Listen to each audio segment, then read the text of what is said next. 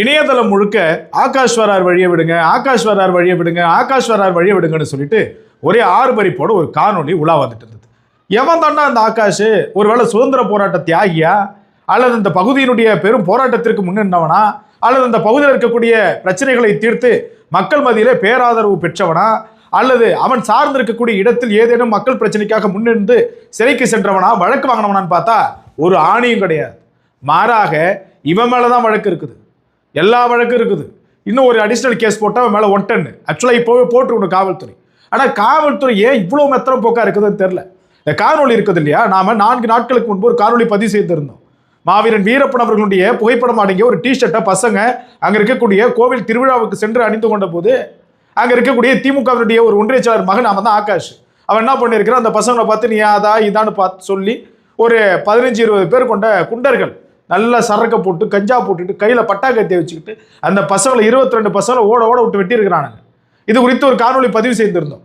அதனை தொடர்ந்து தான் இந்த காணொலி வெளியே வந்திருக்குது. இப்போ வரான்லாம் ஆகாஷ், இவன் கையில் கத்தி இருக்கு பாருங்க. அதே மாதிரி இவன் கூட வரான் பாருங்க, இவனுக்கு எல்லா கையிலுமே கத்தி இருக்குது.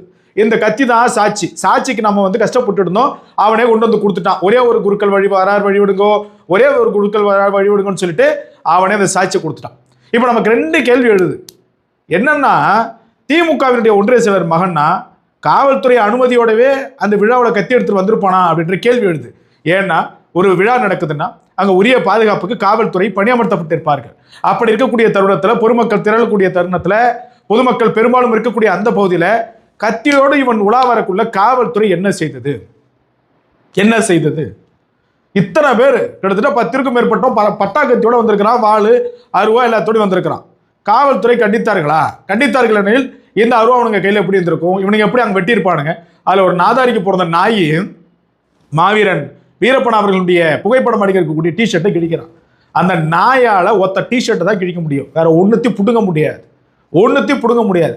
அவன் பாவம் சாப்பாடுக்கு வழி இல்லாமல் கஷ்டப்பட்டு படிக்கிற வேலையை பார்த்துட்டு படித்து வேலை இல்லாமல் திண்டாடிக்கிட்டு இருக்கிறான்.